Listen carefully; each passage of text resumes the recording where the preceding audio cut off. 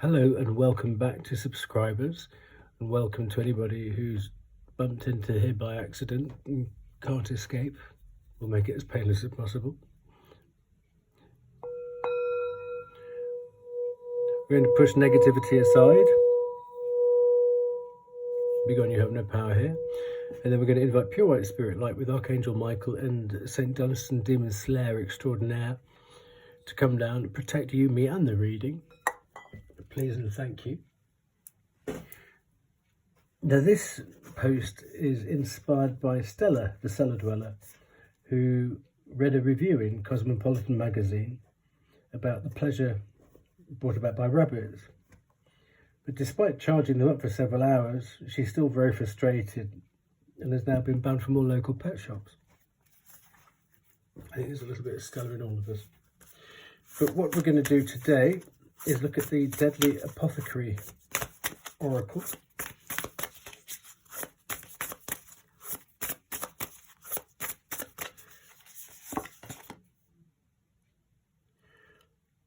Black Bryony Catharsis. So we're going to put her there. This is the Oracle deck. What number is she? Number 28, if that number's important to anybody. Let's have a little look. Traditional medicine. The fresh fruit was applied topically in folk medicine as a poultice, as it quickly disappears bruises and inflammation. In magical spells, it is used to banish negative energy, purge the stale, old and unuseful, and bring in the new. Okay, let's have a look then. So we get two sections here, the poison and then the antidote. Bryony feels powerless, unable to express their anger safely. They wear a friendly expression on their face, but something is simmering behind the eyes, and they anger easily but hide it quickly. They have learned to control their anger by stuffing it down, holding it in and ignoring it. However, the anger will eventually creep up on them and express itself in weird ways, such as a strange outburst, overreaction, baffling crying, or an unexplained rash. Oh, well, Stella better watch out, isn't she? The antidote. The presence of anger is a pure gift that shows us there are deeper issues at play. Rage shines a spotlight on past hurts that have been left unresolved and on strong feelings that uncover important personal boundaries that have been crossed too many times. Black Bryony can meditate and go within to discover what those past hurts and personal boundaries are and why they are so important. Once the answers have been uncovered and their anger safely expressed, the healing can begin. This process is beautifully cathartic. Okay, so it's about anger management today then. Let's have a little look. Well, I think that's what Stella was after. A little bit of release. So what we're going to do, this is the Jungian Tarot, or the Head Plumber's deck.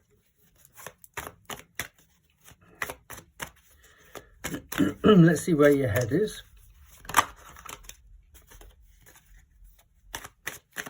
How's your head then?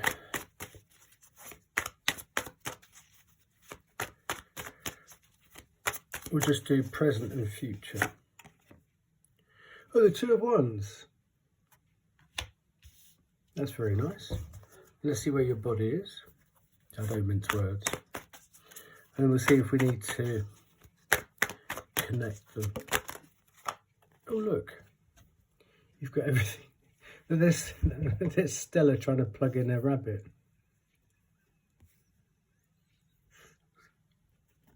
Well, she's got everything she needs anyway.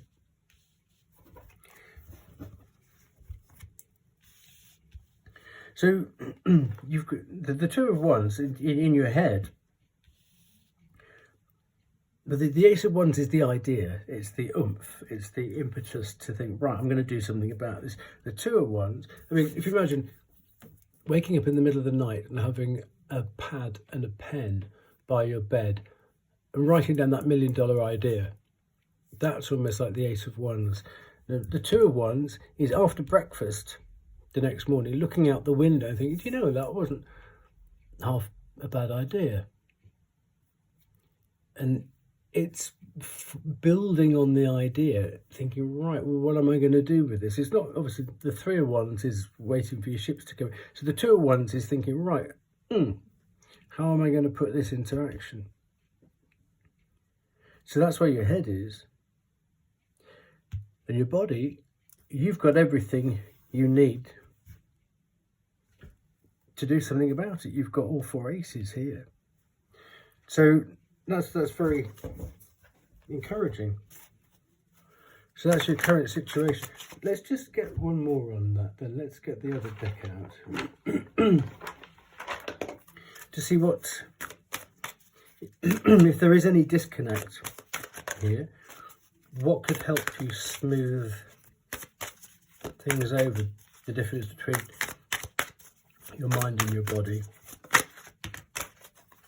Oh, death. Well, there you go. That'll do it.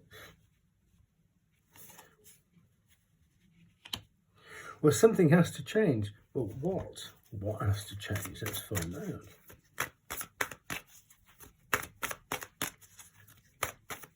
Is it your thinking that has to change? Or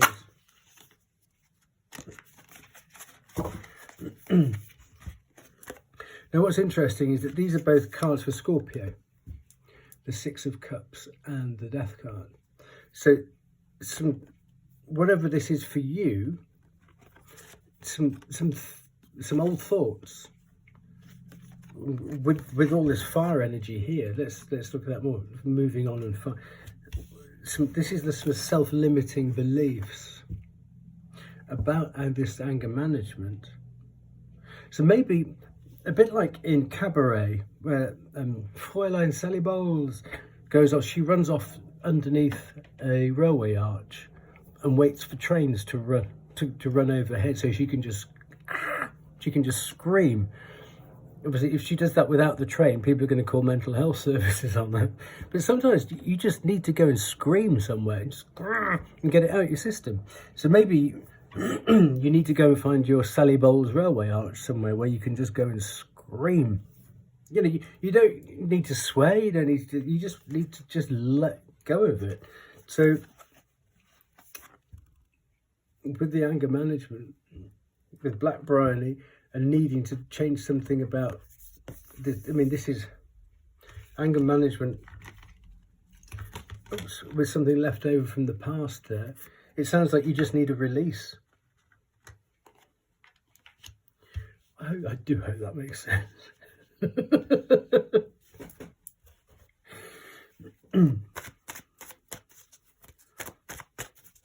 Because you've got everything you need, and you've got the idea to do it, and you've got the oomph to do it. It's just what's holding you back? Well, I would say self-limiting beliefs from the past. Now, what's this then? Four of Cups.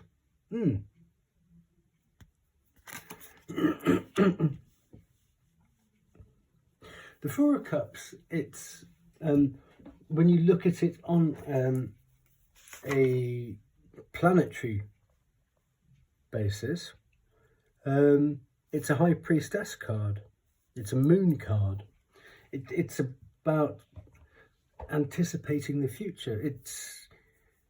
It's somebody sitting underneath a tree in the normal deck. It's who's actually not really looking, but it's like a manifesting card, not quite in the magician sense, but it's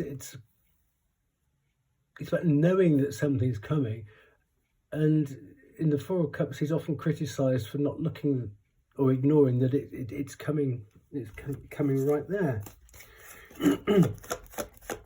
But when you look at it from the vantage of it being a Venus card, sorry, a moon card, or a High Priestess card, you can change your outlook on actually how it. I'm just trying to find the card now. It'll be a second, because I think it's quite a misunderstood card. Where is it gone? It would be one of the last ones, wouldn't it? There we go.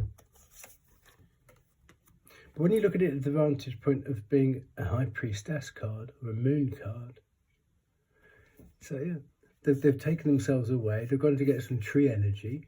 They think, well, I've got these three, and it's about knowing that it's coming.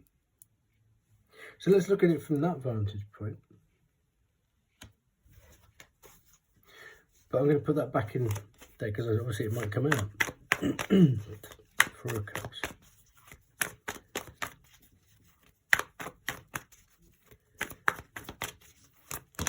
Oops, okay. Oh, beautiful. Okay, so by identifying the fact that you've got to let go of some old anger and the change and the release that letting go of these old memories will bring, 10 of Wands is the end of a cycle. So that's what you're going to do about it. And the Fool card is a new beginning. It's the 0 and you've got the 1 here.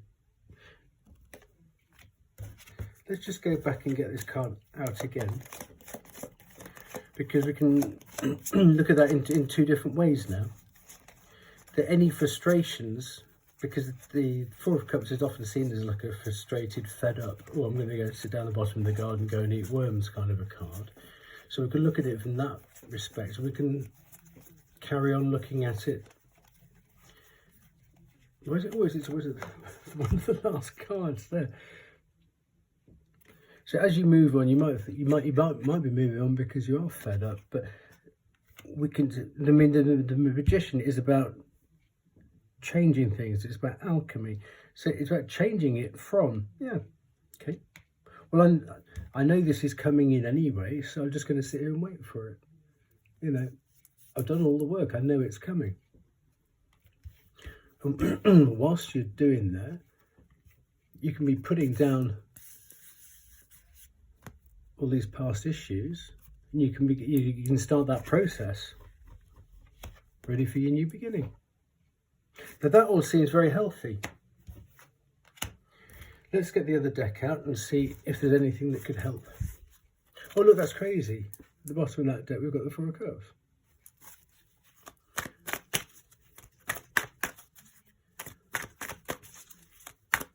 See, it doesn't have to be a gloomy card. Exactly, it doesn't have to be a gloomy card. I think that's the worst card in, well, one of the worst cards in Tarot. And look, we've got the 9 of Wands here, which is like the Wounded Warrior. It doesn't have to be like that. If you put down this past, if you put down these past memories and go ahead with just what you want to juggle. Because funny enough, from the 10 of Wands, that's 3rd deck in Sagittarius, that's 1st deck in Capricorn. So this is the winter solstice here, in between those 2 cards. So you just go ahead with what you want to go on with. Very much putting down the problems of the past. Anyway, take good care and see you next time. All the best.